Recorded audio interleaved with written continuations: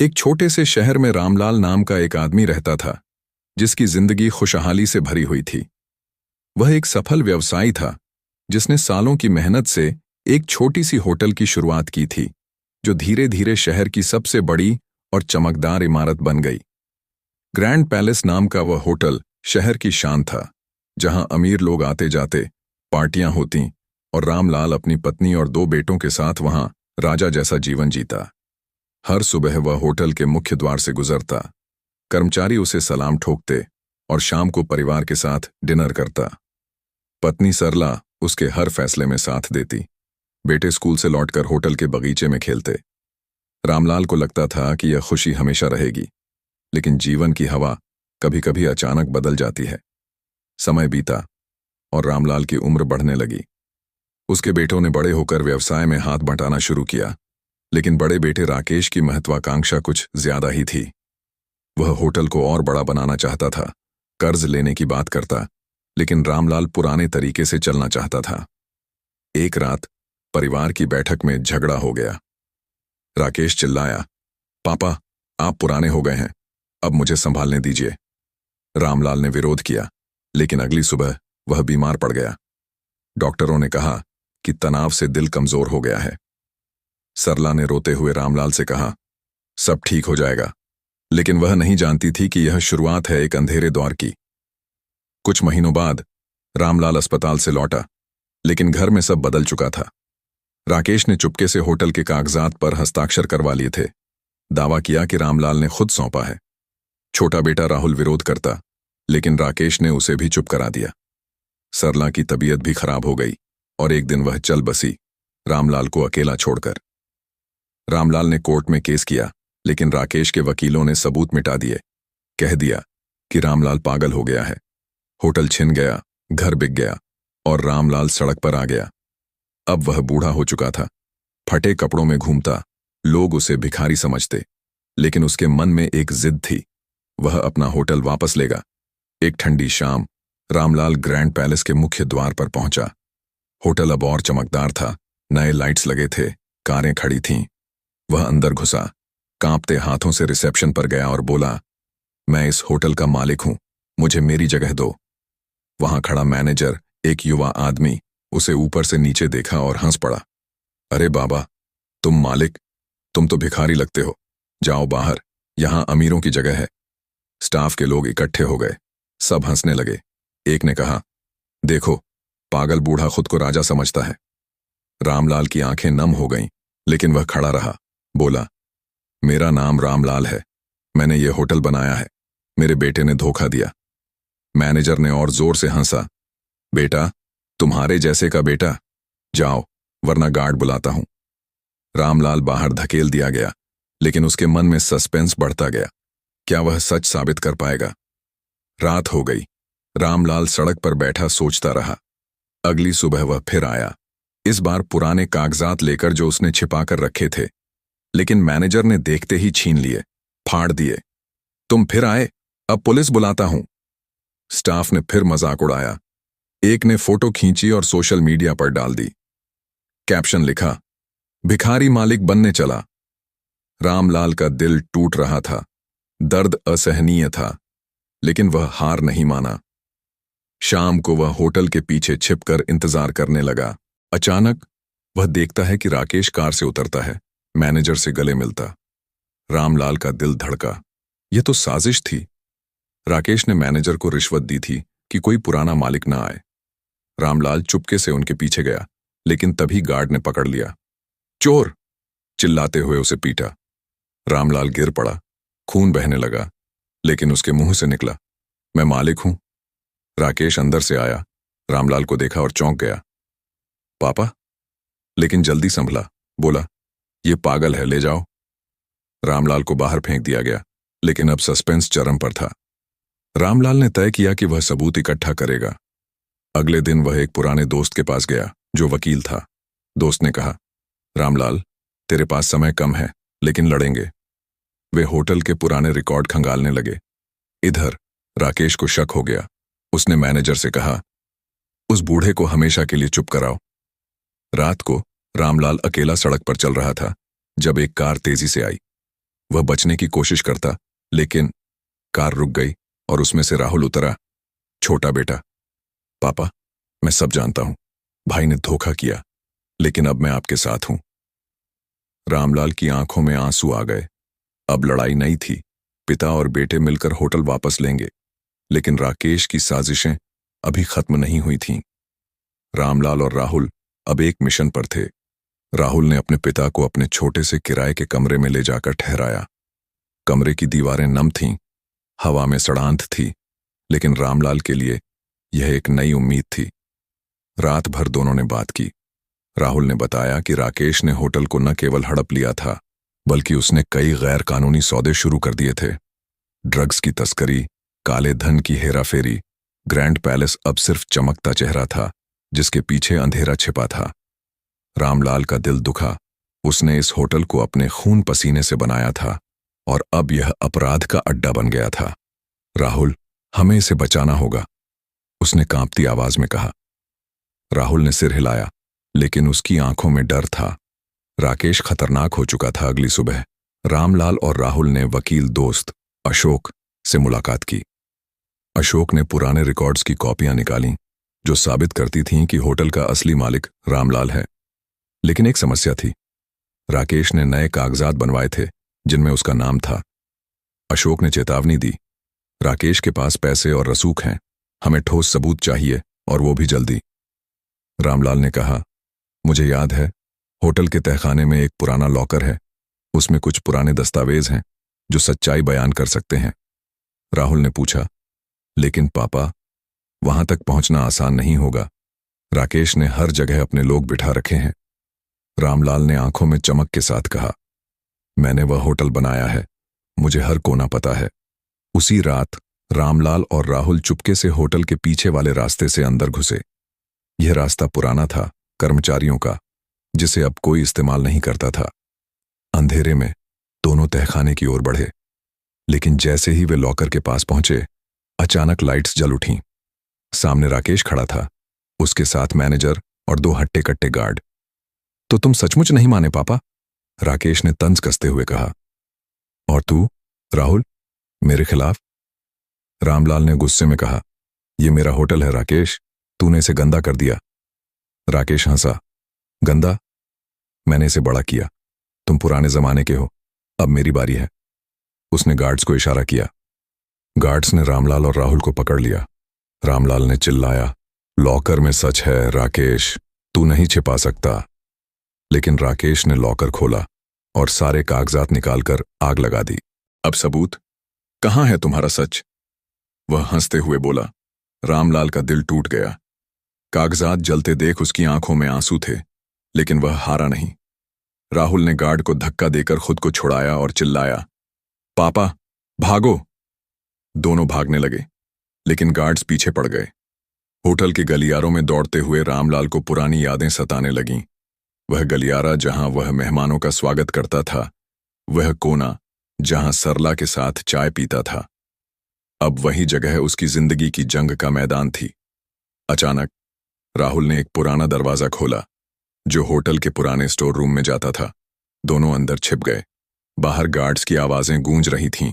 अंधेरे में रामलाल ने राहुल से कहा, बेटा, अगर मुझे कुछ हो जाए तो सच को बाहर लाना। राहुल ने रोते हुए कहा, पापा, ऐसा मत कहो, हम जीतेंगे। तभी स्टोर रूम में एक पुरानी अलमारी के पीछे रामलाल की नजर पड़ी। उसने याद किया, वहां एक गुप्त तिजोरी थी, जहां उसने अपनी पहली कमाई और कुछ खास कागजात रखे थे।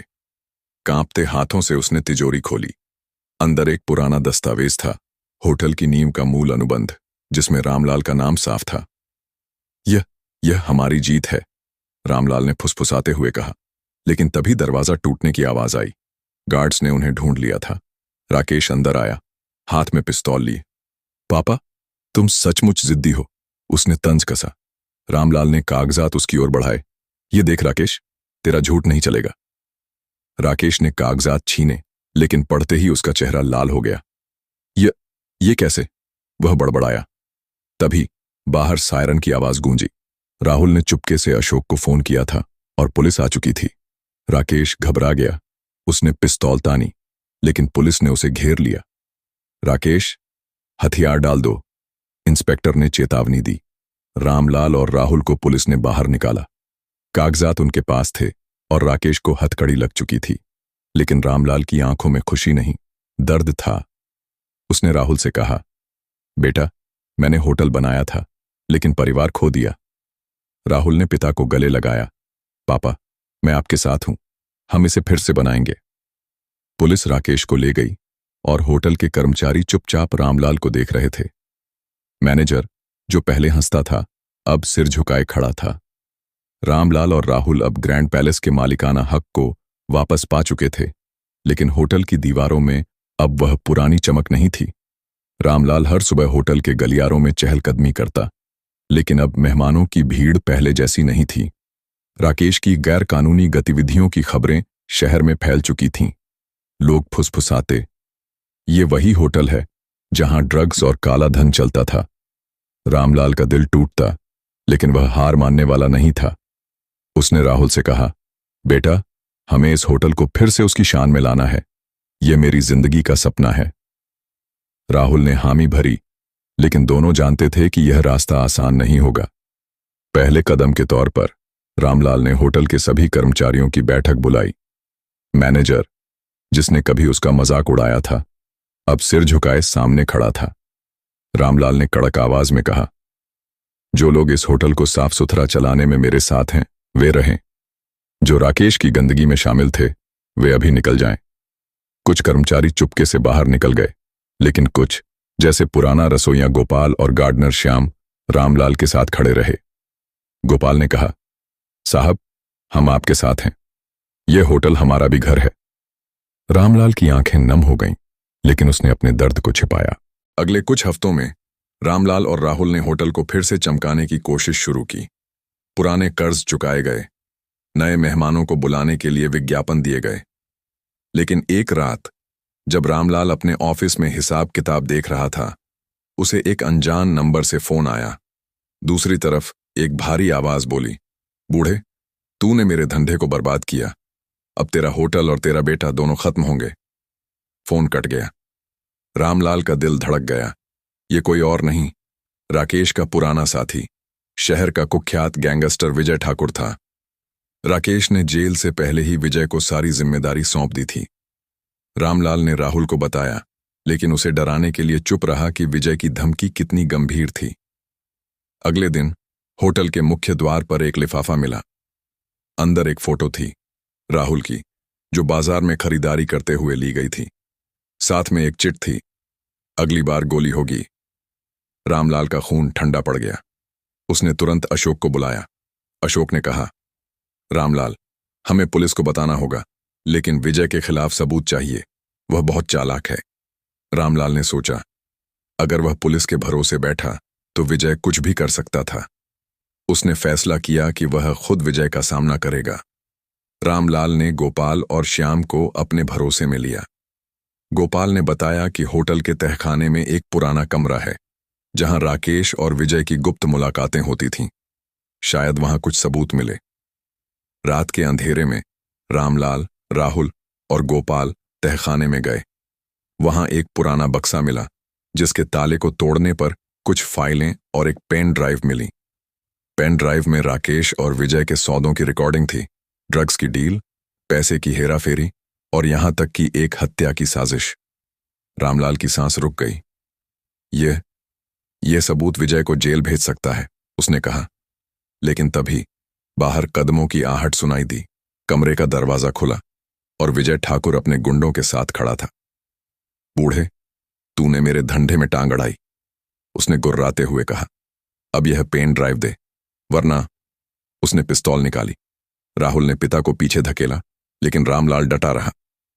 विजय, यह होटल मेरा है और मैं इसे तुम जैसे गुंडों से बचाऊंगा। विजय हंसा। तू क्या कर लेगा बूढ़ा?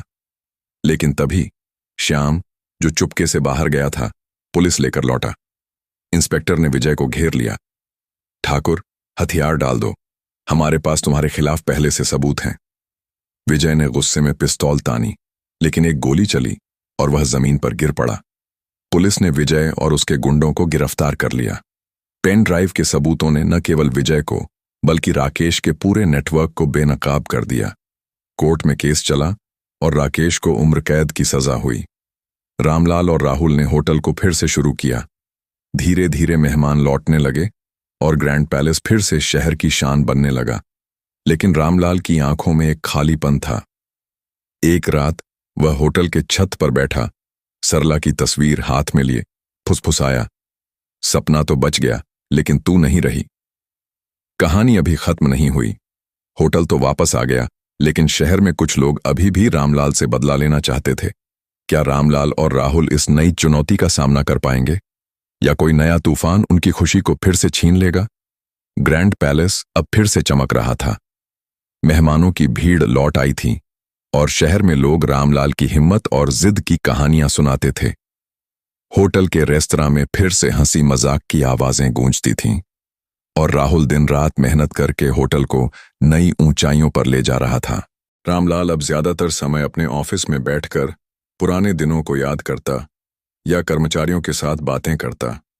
गोपाल और श्याम उसके सबसे भरोसेमंद साथी बन चुके थे, लेकिन रामलाल के मन में एक अजीब सी बेचैनी थी, जैसे कोई अनहोनी दस्तक दे रही हो।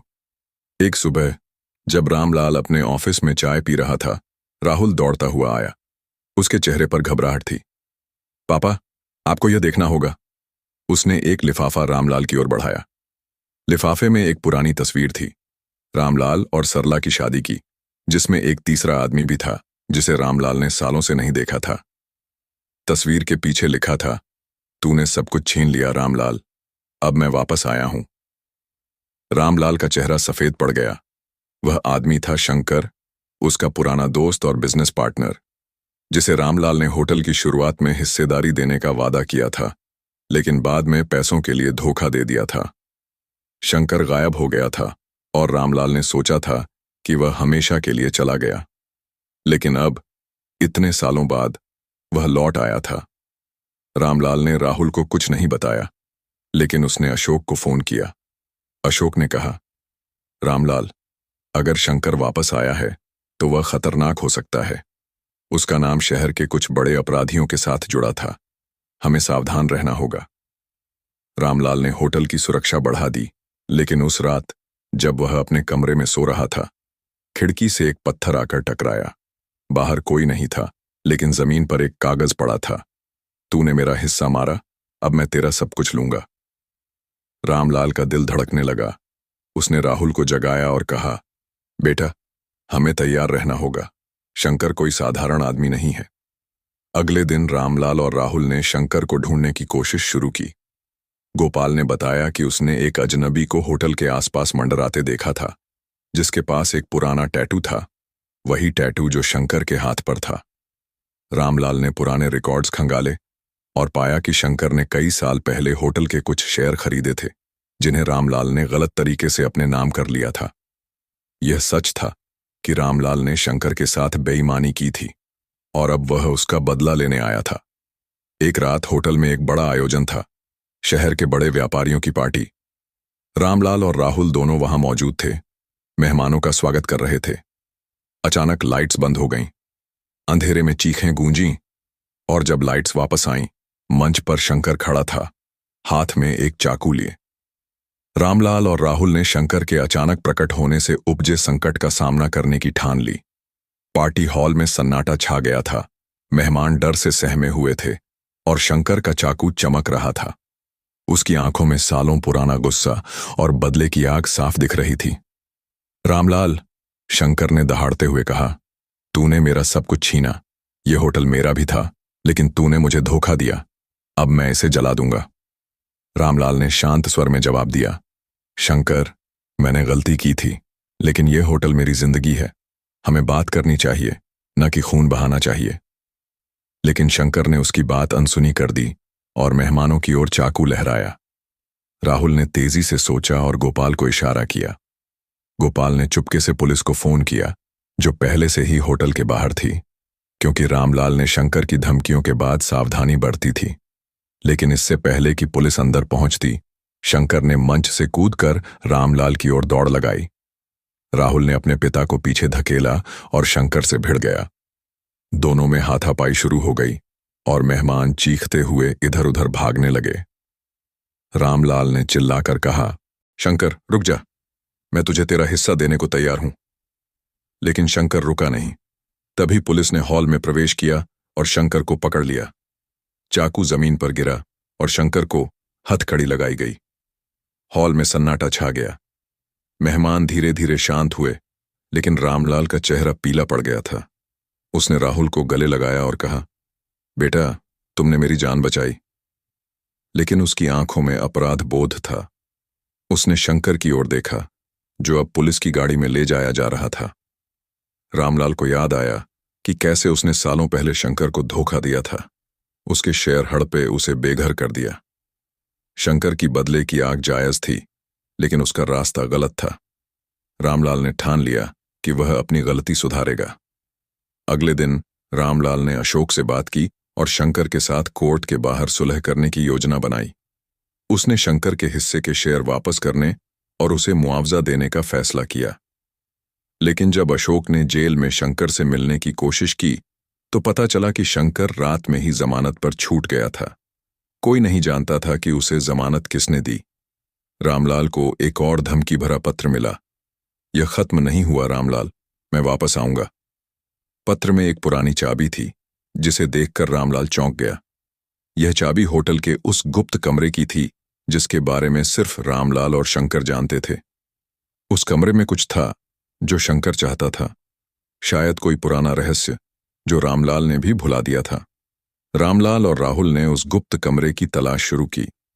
होटल के तहखाने में एक दीवार के पीछे उन्हें एक पुराना लोहे का दरवाजा मिला। चाबी से ताला खुला और अंदर एक पुराना बक्सा था। उसमें कुछ पुराने पत्र थे जिनमें रामलाल और शंकर के बीच हुए शुरुआती समझौते की बात थी, और एक नक्शा जो शहर के बाहरी हिस्से में एक गुप्त जगह की ओर इशारा करता था। रामलाल को कुछ याद आया। शंकर ने एक बार कहा था कि उसने होटल की नींव में कुछ छिपाया था जिसकी कीमत लाखों में थी। क्या यह वही रहस्य था जिसके लिए शंकर लौटा था? रामलाल और राहुल ने तय किया कि वे उस नक्शे को फॉलो करेंगे, लेकिन डर था कि शंकर पहले ही वहां पहुंच चुका हो। रात के अंधेरे में दोनों उस जगह की ओर निकले। जंगल के बीच एक पुरानी हवेली थी जहां नक्शा इशारा करता था। जैसे ही वे अंदर घुसे, अंधेरे में एक साए ने हिलना शुरू किया। रामलाल और राहुल पुरानी हवेली के अंधेरे में कदम रख चुके थे। चारों तरफ सन्नाटा था और हवा में ठंडक के साथ साथ एक अनजानी सिहरन थी। हवेली की दीवारें जर्जर थीं और फर्श पर धूल की मोटी परत जमी थी। नक्शे में इशारा एक तहखाने की ओर था जो हवेली के सबसे गहरे हिस्से में था। रामलाल के हाथ में टॉर्च थी और राहुल ने एक पुराना लोहे का रॉड पकड़ रखा था, किसी भी खतरे से बचने के लिए। दोनों चुपचाप सीढ़ियों से नीचे उतरे। तहखाने में एक पुराना लकड़ी का बक्सा मिला जिसके ऊपर शंकर का नाम उकेरा हुआ था। रामलाल ने कांपते हाथों से बक्सा खोला। अंदर कुछ पुराने गहने, सोने की सिक्कियां और एक डायरी थी। डायरी में शंकर ने लिखा था कि ये गहने उसकी मां के थे, जिन्हें रामलाल और उसने होटल शुरू करने के लिए बेचने का फैसला किया था। लेकिन रामलाल ने सारा पैसा अपने नाम कर लिया था। रामलाल की आंखें भर आईं। उसने राहुल से कहा, बेटा मैंने शंकर के साथ गलत किया, ये उसका हक था। लेकिन तभी तहखाने का दरवाजा जोर से बंद हुआ। अंधेरे में शंकर की आवाज गूंजी, अब समझा रामलाल, तूने मेरी जिंदगी बर्बाद की। शंकर वहां अकेला नहीं था। उसके साथ दो गुंडे थे जिनके हाथों में हथियार चमक रहे थे। राहुल ने रॉड उठाया, लेकिन शंकर ने हंसते हुए कहा, यहां से कोई जिंदा नहीं जाएगा। रामलाल ने हिम्मत जुटाई और बोला, शंकर मैं अपनी गलती मानता हूं। ये गहने, ये पैसा सब तेरा है, ले ले, लेकिन मेरे बेटे को छोड़ दे। शंकर का गुस्सा और भड़क गया। अब बहुत देर हो चुकी है, उसने चिल्लाया। लेकिन तभी बाहर से पुलिस के सायरन की आवाज आई। गोपाल, जो रामलाल और राहुल के पीछे चुपके से आया था, ने पुलिस को खबर कर दी थी। शंकर घबरा गया और उसके गुंडों ने भागने की कोशिश की, लेकिन पुलिस ने तहखाने को घेर लिया। एक छोटी सी झड़प में शंकर का एक गुंडा पकड़ा गया, लेकिन शंकर दीवार में एक गुप्त रास्ते से भाग निकला।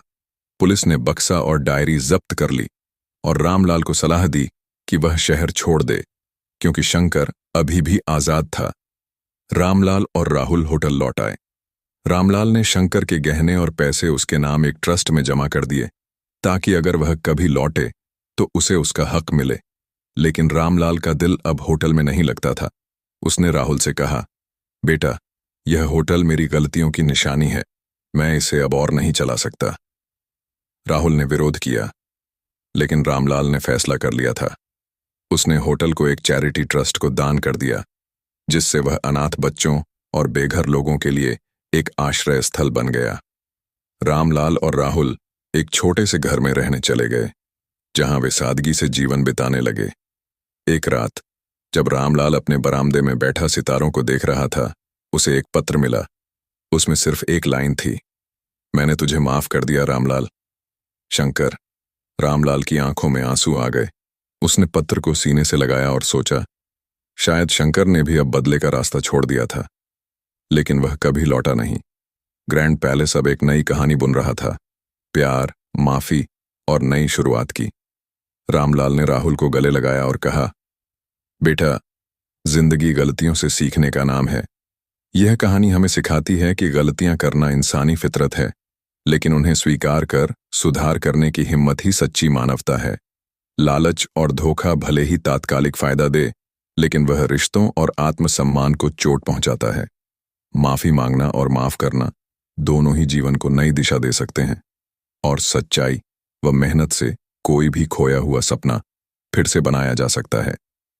तो दोस्तों, आपको यह कहानी कैसी लगी कमेंट बॉक्स में ज़रूर बताएं।